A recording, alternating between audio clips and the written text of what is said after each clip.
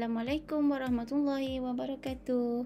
Apa khabar semua? Hari ini cikgu akan tunjukkan cara menjawab soalan kelab dan persatuan bagi tingkatan 5. Okey, sebelum itu mari kita lihat langkah-langkah sebelum menjawab. Okey, langkah-langkah sebelum menjawab. Pertama, kita hendaklah merancang masa menjawab. Okey, jika soalan itu berbentuk soalan penuh, maka masa yang diperlukan adalah lebih kurang 40 ke 45 minit. Terutama bagi soalan itu jika berada di tempat nombor kedua dan 3. Okey. Kemudian kita hendaklah membaca kehendak soalan lah, itu yang paling penting. Okay, menjawab soalan ni kita kena bacalah apa kehendak soalan, apa format yang dikehendaki. Kemudian kita menyediakan kertas jawapan. Okay, untuk menjawab soalan perakaunan, kertas jawapan hendaklah disediakan lebih awal. Supaya kita punya teknik menjawab, struktur menjawab kita lebih teratur. Okey, kemudian barulah kita melihat segala maklumat-maklumat yang ada di dalam kertas soalan tersebut. Kita unpack, maksudnya kita menjawab mengikut urutan-urutan soalan, dan kita kena tahu di manakah maklumat ini akan diambil untuk menjawab soalan. Cikgu namakan dia unpack lah. Kita perlu bijak menganalisa soalan, mentafsir kehendak soalan dan mencari maklumat yang diperlukan untuk menjawab soalan. Okey, kita akan menjawab soalan 2019 nombor 2. Okey, masa yang kita perlukan adalah 40 hingga 45 minit. Okey, ini adalah soalan yang dah cikgu bekalkan kepada anak-anak murid cikgu untuk cuti kali ini. Okey, dan kelas online telah dijalankan pada semalam, dan ini adalah merupakan ulang tayang lah bagi mereka-mereka yang tidak dapat hadir bersama kelas online cikgu pada semalam atas sebab masalah internet. Okey, so kita tengok soalan. Soalan ini dikendaki ada 5 soalan kecil 5 anak dia yang perlu kita jawab. Dan di sini cikgu amat sarankan kita sediakan kertas jawapan. Okey, so anak-anak murid cikgu boleh sediakan kertas jawapan sebelum kita mulakan nanti. Okey, kemudian kita lihat daripada maklumat tambahan. Okey, maklumat tambahan ini adalah maklumat pelarasan. Okey, maklumat yang berkaitan dengan pelarasan dan kebanyakannya pelarasan ini kita akan gunakan untuk menjawab soalan. Bahagian yang nombor 2 atas warna merah itu adalah maklumat penerimaan dan pembayaran. Dan kalau kita perhati soalan pertama, kita perlu menjawab akaun penerimaan dan pembayaran. So di situlah maklumat yang kita perlu. Kemudian yang bahagian atas sekali itu adalah maklumat baki awal dan baki akhir, aset dan liability. Yang ini kebanyakannya kita akan guna untuk menyediakan penyata kedudukan kewangan, akaun yuran, akaun perdagangan, dan akaun pendapatan dan perbelanjaan bagi maklumat pelarasan. So di sini banyak benda yang perlu kita analisa sebelum kita menjawab setiap soalan. Adakah semua sudah bersedia? Jom kita unpack soalan kita. Cikgu harap anak-anak murid cikgu semua sudah bersedia dengan kertas jawapan masing-masing. Jawab soalan. Ini cikgu ambil daripada soalan SPM 2019. Okey, langkah pertama kita kena tahu soalan nombor 2, masa menjawab adalah 40 hingga 45 minit. Okey, langkah kedua kita kendaki menyediakan, ini adalah soalan. Anda dikendaki menyediakan pertama akaun penerimaan dan pembayaran, akaun yuran, akaun perdagangan, akaun pendapatan dan perbelanjaan, dan terakhir penyata kedudukan keuangan. Soalan ini adalah soalan full set, full set soalan sehingga penyata kedudukan keuangan. Okey, langkah ketiga adalah menyediakan kertas jawapan. Okey, untuk akaun penerimaan dan pembayaran, cikgu amat galak menggunakan akaun T, sebab soalan minta dalam bentuk akaun. So ledger, kita guna kertas ledger dan kita tulis siap-siap lah akaun penerimaan dan pembayaran bagi tahun berakhir 30 Jun 2019. Dan kita kena tahu dalam akaun penerimaan ada baki, bawah, dan kita ada penerimaan.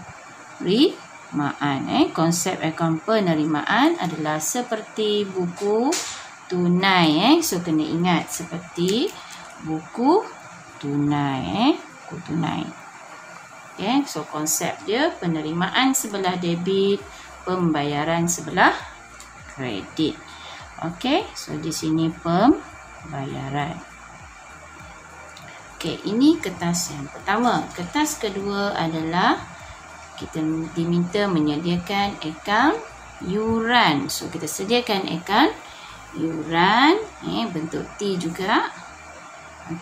Kan ketiga kita perlukan akaun perdagangan. Akaun perdagangan. So akaun perdagangan, bentuk T. Bentuk T. So kita kena ingat bentuk T sebelah debit apa, sebelah kredit apa. So sebelah kredit adalah jualan. Dan kita tolak dengan apa? Kos jualan. Dan kita akan isikan maklumat akaun perdagangan nanti. Seterusnya C. Kita dah siap C, kita tengok D pula. D adalah akaun pendapatan dan perbelanjaan. Akaun pendapatan dan perbelanjaan adalah seperti akaun untung rugi. So pendapatan di sebelah kredit dan perbelanjaan di sebelah debit. Ingat pendapatan dan perbelanjaan ini adalah pendapatan hasil. Pendapatan hasil. Perbelanjaan hasil direkod di akaun pendapatan dan perbelanjaan. Dan soalan terakhir iaitu E adalah penyata kedudukan keuangan. Penyata kedudukan keuangan. Penyata kedudukan keuangan. Tajuk ni kita ikutlah. Alright, so penyata kedudukan keuangan, bentuk penyata. So kita sediakan ruangan, iaitu aset bukan semasa. Tinggal 3-4 ruang. Di sini tulis aset semasa. Dan kita tolakkan dengan liability semasa. Dan 2 baris dari bawah. 2 baris dari bawah. Modal kerja. Ini kebiasaan cikgu ajar anak-anak murid cikgu. Gunakan bahagian atas penyata kedudukan keuangan di muka surat pertama dan di muka surat akhir. Barulah kedua kita tulis untuk bahagian equity pemilik ataupun di dalam kelab ni kita namakan dana terkumpul. Dana terkumpul. So nanti kita akan cari dana terkumpul awal, tambah lebihan, kalau kita dapat kurangan kita tolak dan lain-lain untuk mendapatkan dana terkumpul akhir. Itu adalah langkah kita menyediakan kertas jawapan. Okey, sudah bersedia. Jom kita terjah soalan SPM 2019. Okey, kita mulakan dengan akaun penerimaan dan pembayaran. Okey. Di manakah maklumat yang kita perlukan untuk menjawab penerimaan dan pembayaran? Okey, penerimaan dan pembayaran. Okey, maklumatnya di sinilah. Yang nombor 3. Kita ambil maklumat nombor 3. Okey, seperti yang cikgu beritahu tadi, akaun penerimaan dan pembayaran adalah seperti buku tunai. Seperti buku tunai, maksudnya kita perlu cari baki bawah ke bawah. Okey, di mana kita nak cari baki bawah-bawah? Okey, kita balik semula kepada soalan kita pada 1 Julai 2019. Okey, jumlah ini adalah jumlah baki bawah-bawah tunai di bank. Baki bawah-bawah tunai di bank 18310. Okey, dan untuk penerimaan kita masukkan semua maklumat-maklumat yang di dalam penerimaan dan pembayaran.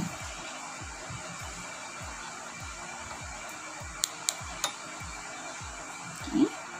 Tanpa buang satu pun. Kita salin semula. Okey, kita salin semula. Okey, semua dah salin. Okey, kita tengok bagaimanakah kita nak menyelesaikan soalan ini. Apabila kita dah salin, kita harus imbangkan akaun penerimaan dan pembayaran. Kita imbangkan. Kita cari baki hantar bawah. Inilah yang kita nak kira ni. Pada 30 Jun, berapakah baki tunai di bank? Okey, kiraan kita, kalau kita nampak di sini, kiraan kita di sebelah debit jumlahnya 516230 dan kita tolak semua nilai di sebelah kredit. Okey, berapakah baki kita?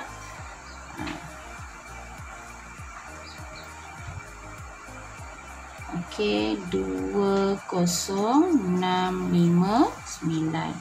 Okey, seperti biasa, baki HB hendaklah dibawa ke baki bawah ke bawah 20659. Selesai dan kita catat di sini 20659. Okey, itulah jumlah tunai di bank kita.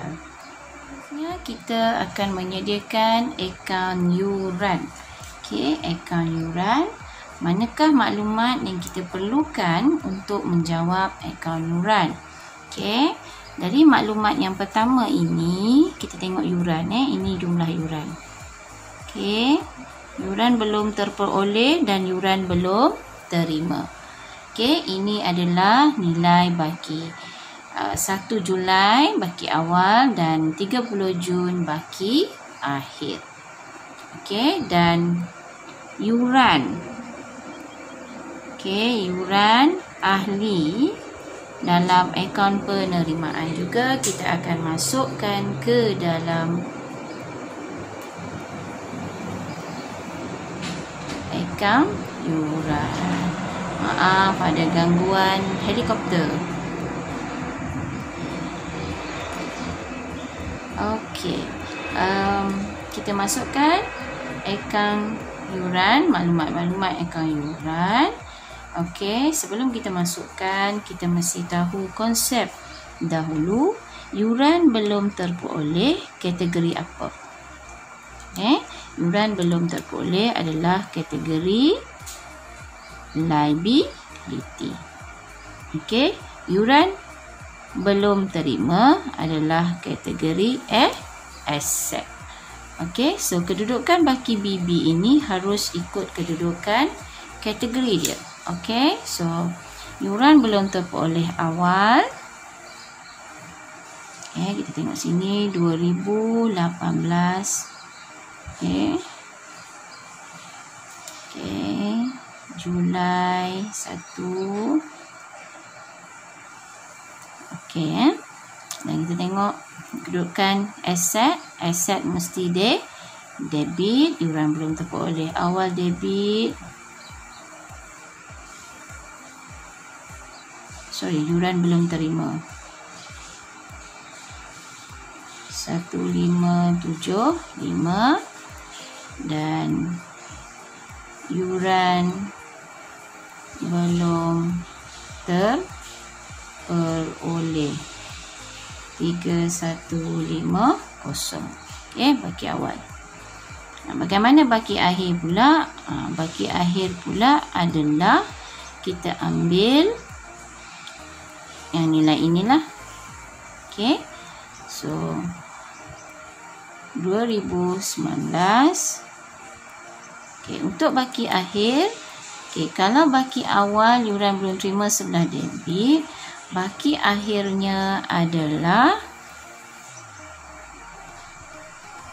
di sebelah tengok ni. Okey, di sebelah kredit yuran belum terima 1050. Okey, apa bukti dia? You tulislah yuran belum terima. Okey, manakala yuran belum terperoleh akhir, kita letak di sebelah debit. Bila kita tengok yuran belum terperoleh awal di sebelah kredit, maka yuran belum terperoleh akhir kita letak di sebelah debit. Ini ruang nalik. Selesai bahagian ini. Okey, bagaimana pula dalam penerimaan kita ada yuran ahli, itu adalah nilai bank. Okey, dalam akaun yuran, yuran adalah kategori hasil. Okey, maka bank di sebelah kredit 150850.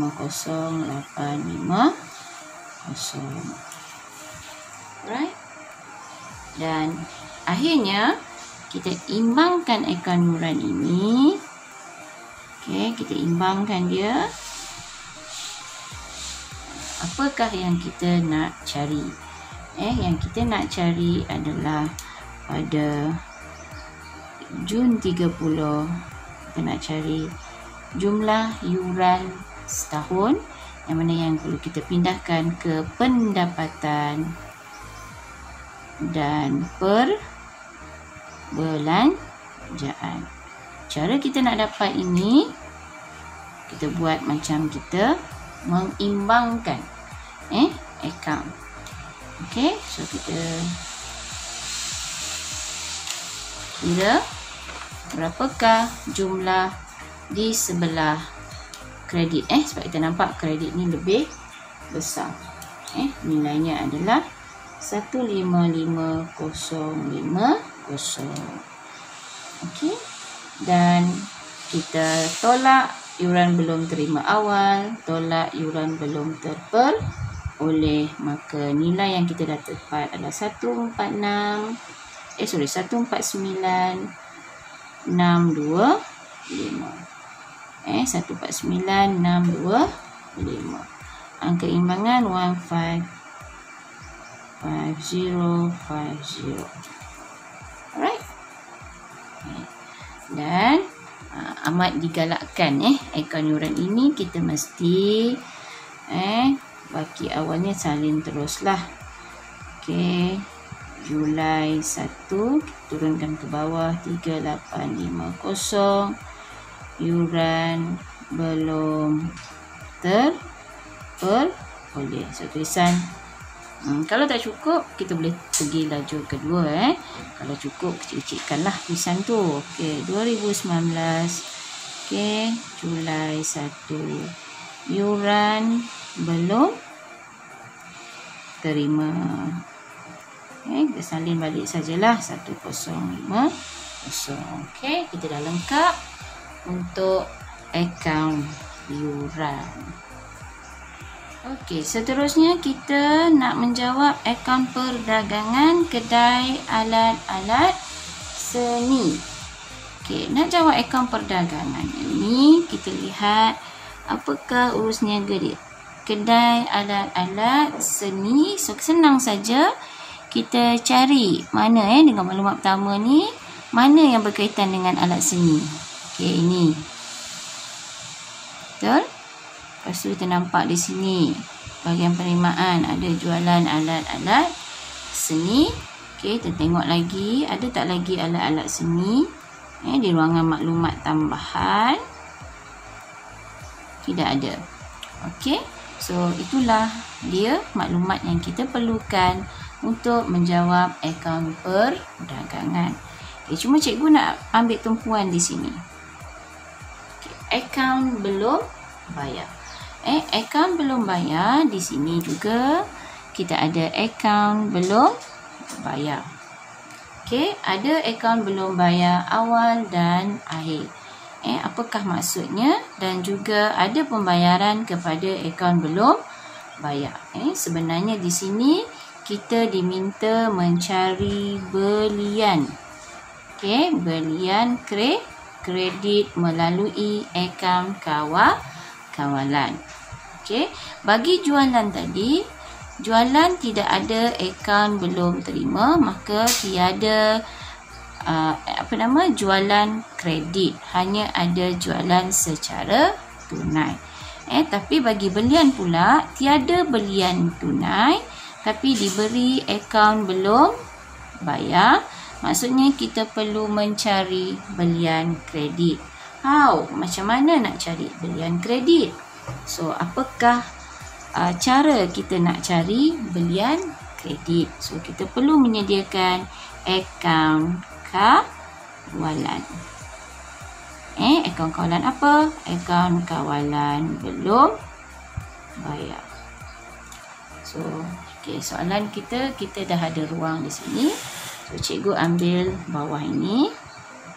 Okey, kita buat akaun kawalan belum bayar. Ingat akaun kawalan belum bayar adalah kategori liability, maka baki bawa ke bawah di sebelah kredit. Okey, kita ambil nilai 2874 ini, pindahkan di sini dan baki hantar bawah.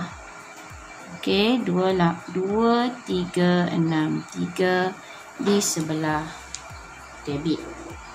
Kemudian jumlah pembayaran ini menunjukkan butiran bank. Okey, butiran bank maksudnya pembayaran kepada akaun belum bayar 28961. So, apa yang kita perlu cari adalah belian. Okey, yang kita nak cari adalah belian. Okey, seperti biasa untuk mendapatkan ruangan yang perlu kita cari itu, kita imbangkan dia. Okey, kita nampak di sini akaun belum bayar lebih besar di sebelah debit, jumlahnya 31324. Okey, kita tolak 2874, nilainya 28450 untuk belian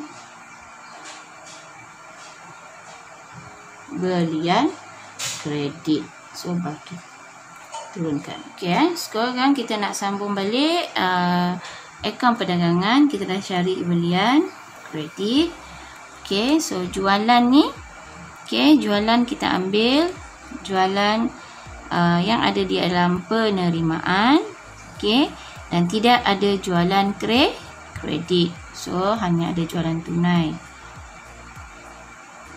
Okey, manakala sebelah kos jualan kita perlukan inventory. Alat seni awal. Ini kan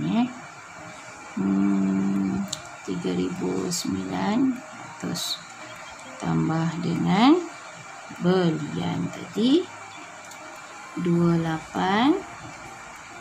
450. Okay, so ada inventory akhir. Jangan bimbang, tak cukup pergi ke bawah. Okay, akhirnya adalah 4,200 kurung. Okay, berapakah jumlahnya? Dan kita cari juga ada tidak belanja dalam akaun perdagangan ini. Memang kita dah kesan tadi tidak ada belanja. Okay, bila tidak ada belanja, dia selesai di sini sahaja. Maksudnya kita cari berapakah kos jualan. Okay, so 3,900 tambah 28,450, 3,2350 tolak 4,200. Kos jualan kita 2,8150. Maka kita akan tolak dengan jualan. Kita tolak dengan jualan. Okay, di sini kita nampak. Nampak di sini jualan lebih besar daripada kos jualan, maka kita dapat apa? Untung. Okey, untung ke kedai alat-alat seni. Okey, berapa nilai dia? 34,300. Okey, kita tolakkan dengan 28,150. Okey, konsepnya adalah nak kira untung. Macam mana nak kira untung? Jualan tolak kos jualan. Okey, dan kita nampak jualan lebih besar daripada kos jualan, maka untung kita berapa? 6,150. Okey, itu untung kedai. Okey, untung kedai. Okey, seterusnya kita sambung untuk jawab soalan D, iaitu akaun pendapatan dan perbelanjaan.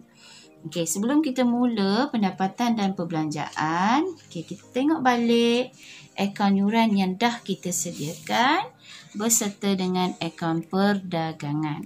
Okey, info ini kita perlu masukkan ke dalam akaun pendapatan dan perbelanjaan. Selagi cikgu nak ingatkan, akaun pendapatan dan perbelanjaan dia khusus untuk pendapatan,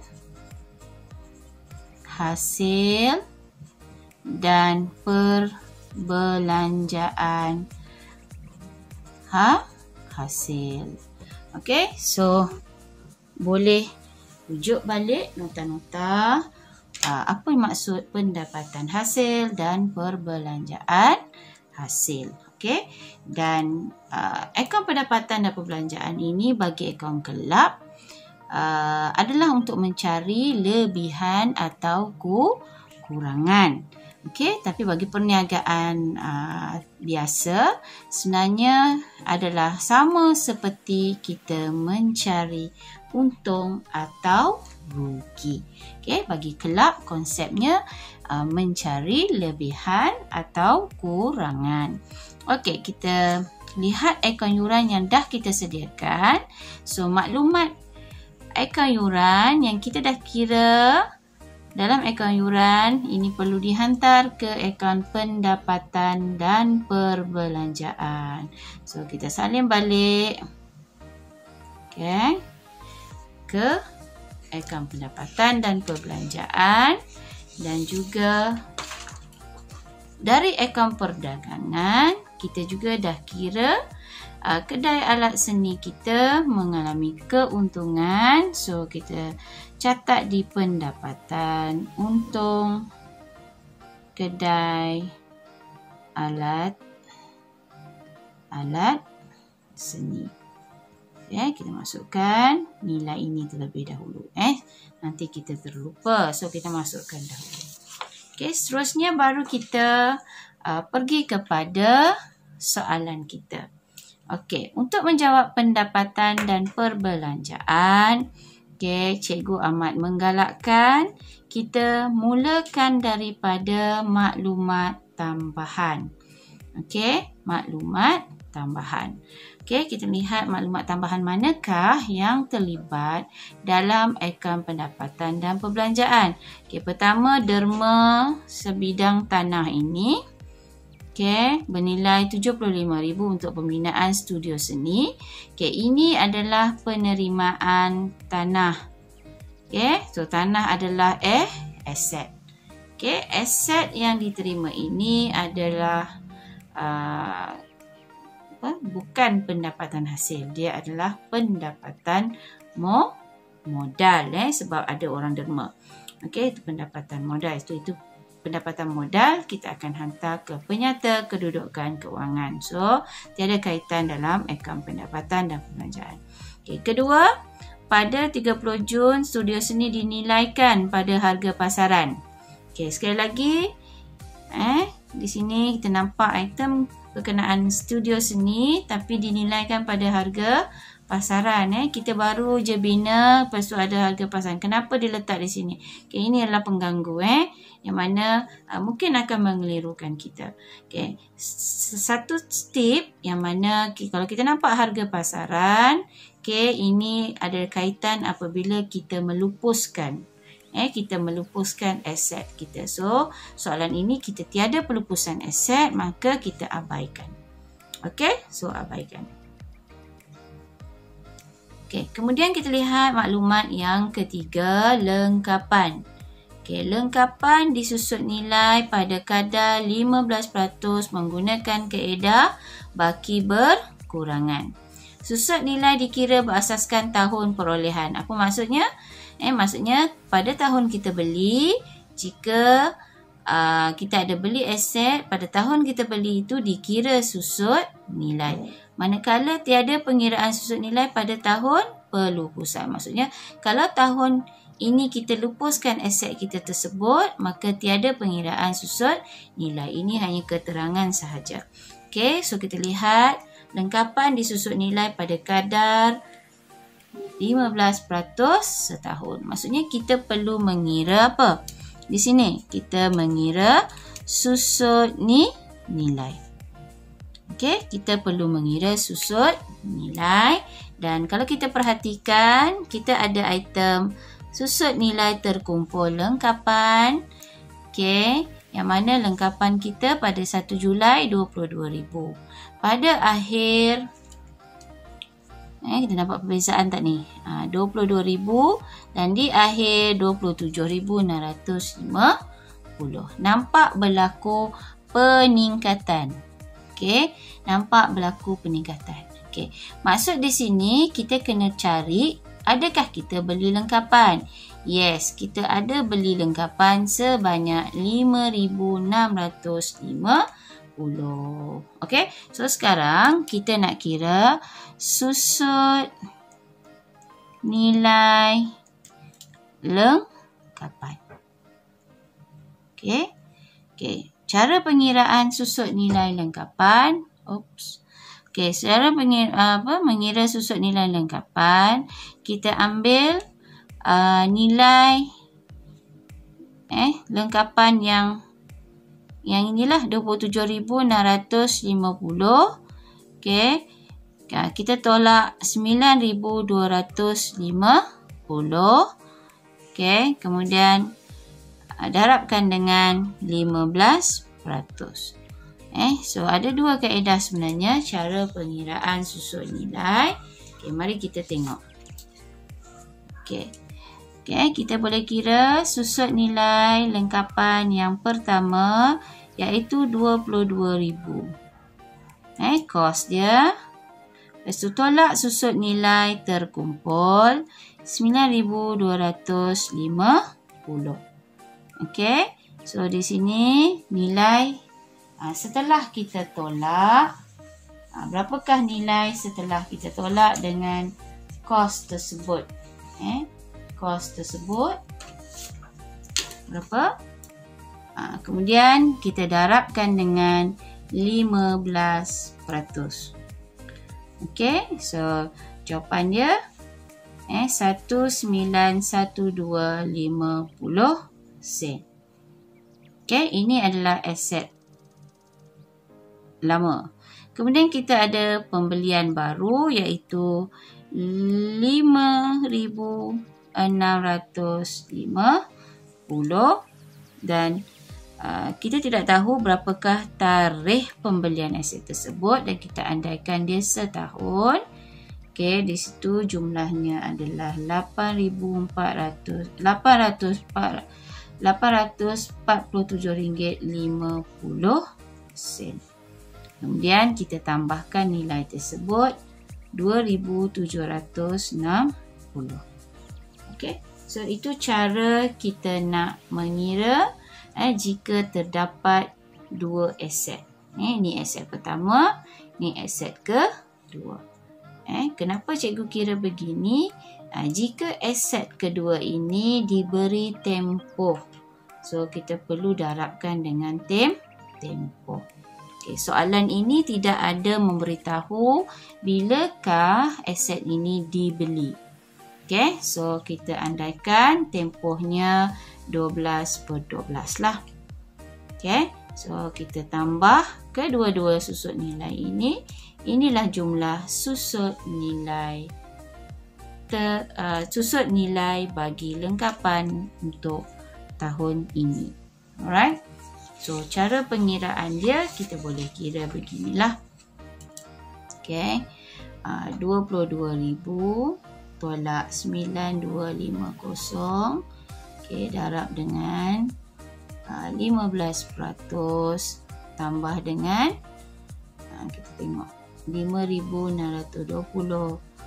Okay, darab dengan 15%. Jalan kerja ni boleh dibuat di dalam ini ataupun secara berasingan. So jawapan dia adalah 2760. Okey. Iaitu susut nilai. Selesai maklumat tambahan yang kita jumpa untuk dimasukkan ke dalam pendapatan dan perbelanjaan. Okey, seterusnya untuk menjawab soalan ini juga kita perlu mencari maklumat-maklumat yang perlu dimasukkan ke akaun pendapatan dan perbelanjaan. Selain maklumat tambahan, kita pergi kepada maklumat awal dan akhir ini. Adakah ada kaitan? Kita pergi satu persatu. Tunai dan bank tidak ada kaitan. Lengkapan kita dah kira susut nilai. Inventory alat-alat seni sudah kita masukkan. Insurans prabayar. Di sini berlaku insurans prabayar awal dan ada insurans prabayar akhir. Ini bermaksud kita perlu selesaikan pelarasan untuk insurans. Insurans di sini, insurans di bawah perbelanjaan. Insurans, nilai dia adalah 2,900. Kita nak buat pelarasan. Nak buat pelarasan. So, prabayar. Ingat prabayar. Prabayar mesti ditolak. Di akhir prabayar mesti ditolak. Prabayar akhir tolak. Sebab prabayar ni kategori apa? Kategori apa? Insurans prabayar. Kategori aset. Kategori aset. So dari segi pelarasan, prabayar jika berlaku di akhir tempoh kita perlu tolak sebab dia bukan belanja belanja yang kita bayar in advance, bukan untuk tahun ini. So untuk tahun hadapan, let's say, so kita kena tolak. Manakala prabayar awal kita kena tambah. So kita tambah 220 tolak 245. Okey. Satu tips yang cikgu nak bagi, mudah saja sebenarnya nak ingat dari segi tambah dan tolak ini. Bagi tips. Okey, prabaya.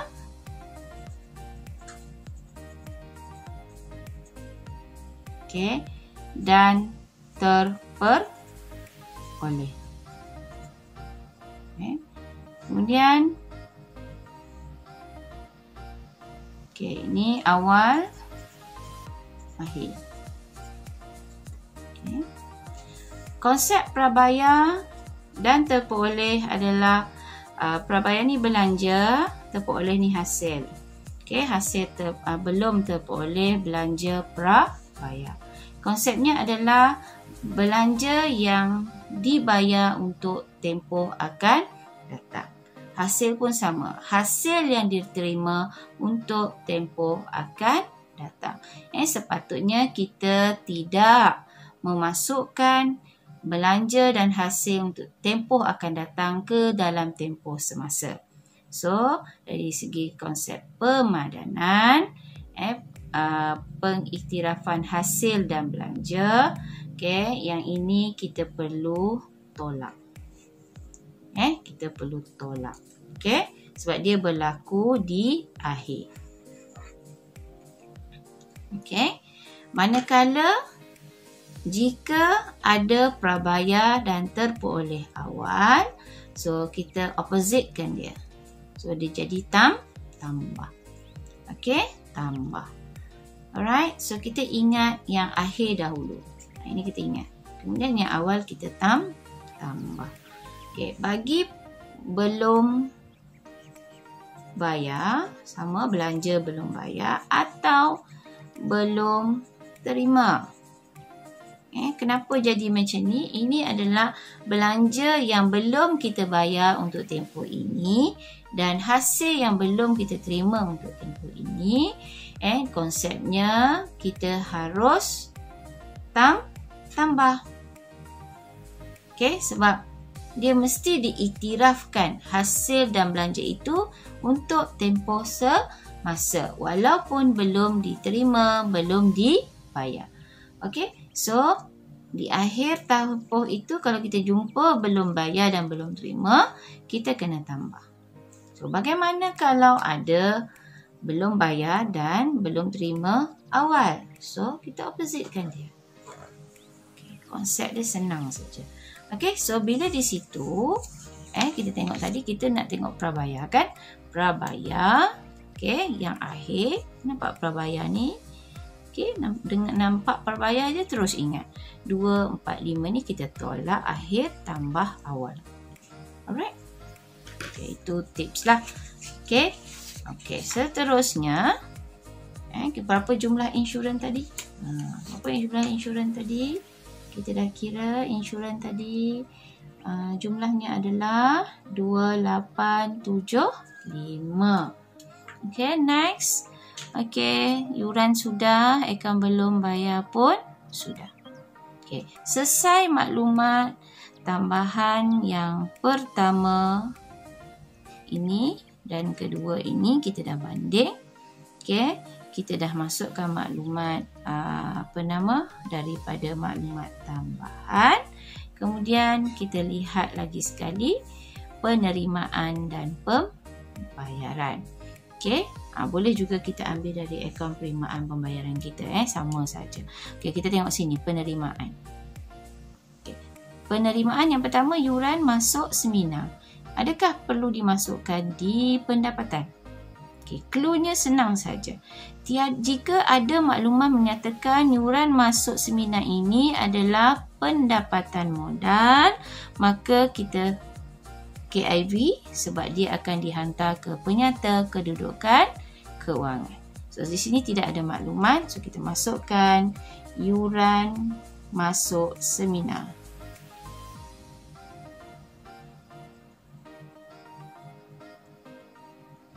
Seminar 12770.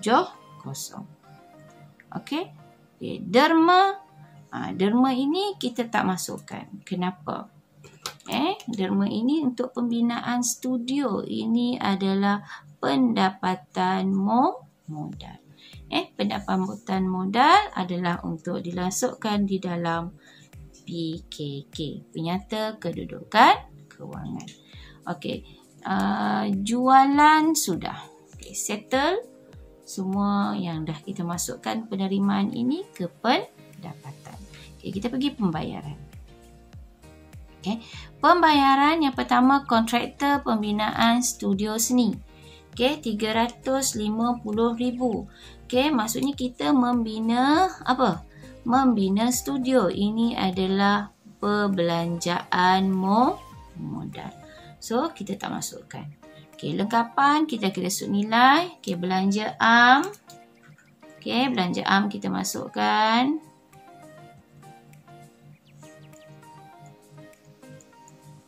Okey, penceramah jemputan, yes, masukkan. Ini semua pembayaran hasil. Insurans sudah. Okey, sewa. Last kali sewa. Tidak ada pelarasan apa-apa, kita pindahkan sahaja. Okey, sewa 38,000. Okey, so habis semua pembayaran, maka kita selesai buat akaun pendapatan dan perbelanjaan. Okey, bagaimana kita nak mengira sama ada pendapatan akaun pendapatan dan perbelanjaan ini mengalami lebihan atau kekurangan. Okey, kita imbangkan. Okey, kita imbangkan. Okey, jumlah. Kita tengok pendapatan, jumlahnya. Kita nampak di sini jumlah pendapatan adalah kalau ikut 168,545. Manakala perbelanjaan lebih kecil 113,000. Ibu catat di sini 168,545, di sini 11395. Pendapatan lebih besar daripada perbelanjaan. So maksudnya berlaku lebihan. So inilah lebihan yang kita nak cari. Alright, lebihan. Okey, angka imbangan di sini. Okey, tolaklah. Okey, tolak. So lebihan kita adalah 54,850. Okey, selesai kita punya akaun pendapatan dan perbelanjaan, yang mana akaun pendapatan dan perbelanjaan kita mengalami lebihan sebanyak 54,850. Seterusnya kita sambung kepada yang terakhir, penyata kedudukan kewangan. Okey, penyata kedudukan kewangan. Okey, penyata kedudukan kewangan ini senang sahaja. Kita perlu mendapatkan maklumat apakah di manakah yang kita nak masukkan penyata kedudukan kewangan. Okey, maklumat pertama ini 1 Julai. 1 Julai ini adalah tempat kita cari dana terkumpul. Dana terkumpul apa? Dana terkumpul awal. Okey, maklumat lain untuk masuk PKK, kita ambil maklumat 37. Okey, maklumat 37. Okey, mari kita lihat bagaimanakah kita nak mengira yang pertama, dana terkumpul. Okey, mengira dana terkumpul. Okey, okey, ruangan cikgu ambil di sini. So, nak mengira dana terkumpul awal, kita perlukan jumlah aset awal tolak jumlah liability awal. Okey, so kita perlu mencari berapakah jumlah aset awal dan jumlah liability awal. Okey. Okey. So bagaimana kita nak cari maklumat tersebut? Daripada maklumat pertama yang saya highlightkan di sana. Okey. Di sini kita tentukanlah aset dan liability. Okey, kalau kita perhatikan tunai tu aset, lengkapan tu aset. So ini kita kena tolak aset juga kita tolak. Inventory pun aset, insurans prabayar aset, yuran belum terperoleh liability, yuran belum terima aset, akaun belum bayar liability. So di sini liability ada 2 sahaja. Okey, so ini kita akan tolak jumlahnya. Okey, so pengiraan jumlah aset jumlah aset pada 1 Julai 36,755. Okey, 76,755. So kita tambah 18,310 tambah 22,000. Ini kita tolak susut nilai terkumpul dia, kita tolak, tambah. Okey, so kita dapat 36,755. Kemudian jumlah liability ada 2 sahaja. Tambah 22 itu 6024. Dan jumlah dana terkumpul awal kita 30,731. So kita letakkan di sini. Okey, di bawah dana terkumpul awal. Okey. 30,731. Dan dana terkumpul awal ni kita tambahkan dengan lebihan kita tadi, iaitu 54,850. So jumlahnya adalah 85,581. Okey, belum habis ini belum dana terkumpul. Dan tambahkan dengan derma. Ingat kita ada derma. Berapa banyak derma kita? Yang pertama, kita tengok derma kita. Yang pertama 300,000 tambah dengan derma yang kedua 75,000. So total 375,000. So ini adalah dana terkumpul akhir 460581. Ini adalah dana terkumpul akhir. Okey, dan tiada liability bukan semasa dalam soalan ni, maka kita tutup 460581. Confident je. Jawapan kita tak tahu lagi seimbang atau tidak. Kita tengok kepada bahagian atas tu penyata kedudukan keuangan kita. Kita ada aset bukan semasa. Yang perlu kita cari aset semasa, liability semasa.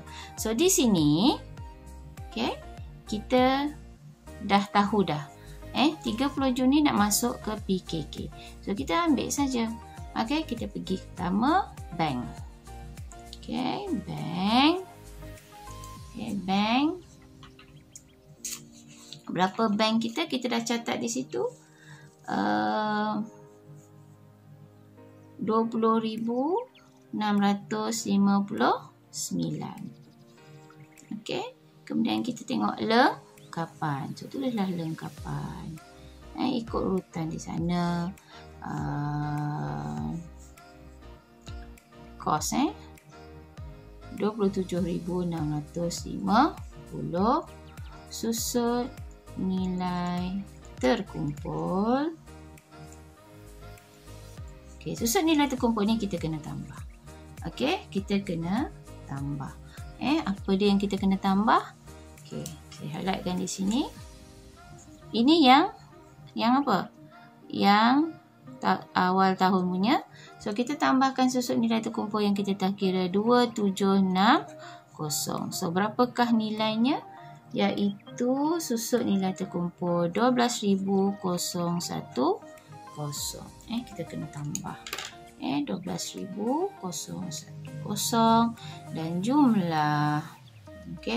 Jumlahnya adalah 1561. Kemudian kita tengok lagi inventory alat.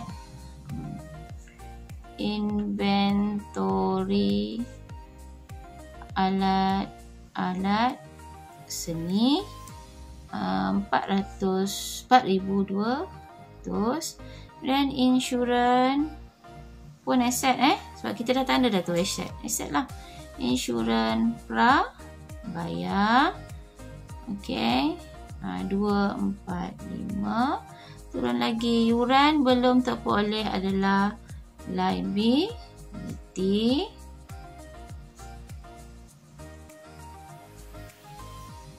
Liability-nya berapa? 3,850. Kemudian turun lagi bawah, yuran belum terima adalah aset.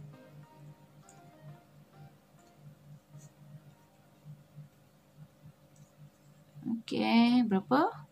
1,050. Dan terakhir, akaun belum bayar.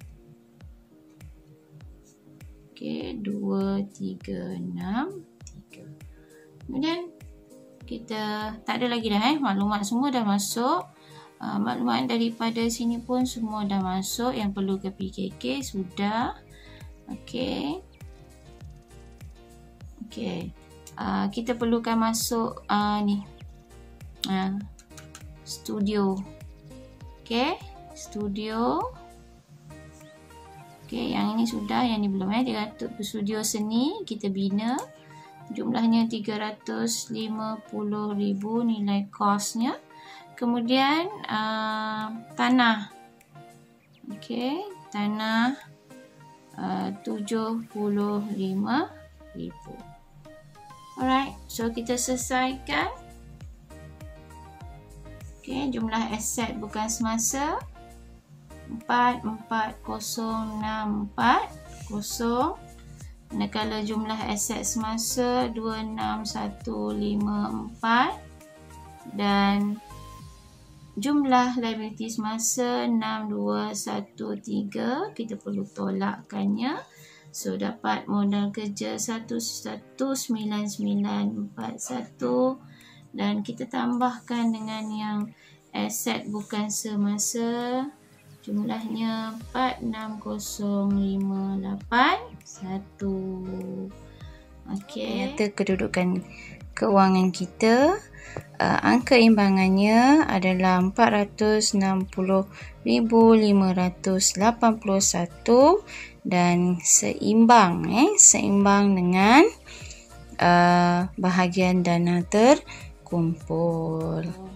Itu saja cara kita menjawab soalan kelab dan persatuan, dan saya mengambil contoh dari soalan SPM 2019 yang mana soalan ini baru dijawab tahun lepas dan kita cuba jawab untuk tahun ini bagi anak-anak pelajar cikgu di tingkatan 5. So cikgu harap penerangan semula ini dapat membantu anak-anak murid cikgu yang terlepas kelas online cikgu pada minggu inilah, semalam. Saya ulang tayang semula. Terima kasih semua. Kita jumpa lagi. Assalamualaikum warahmatullahi wabarakatuh.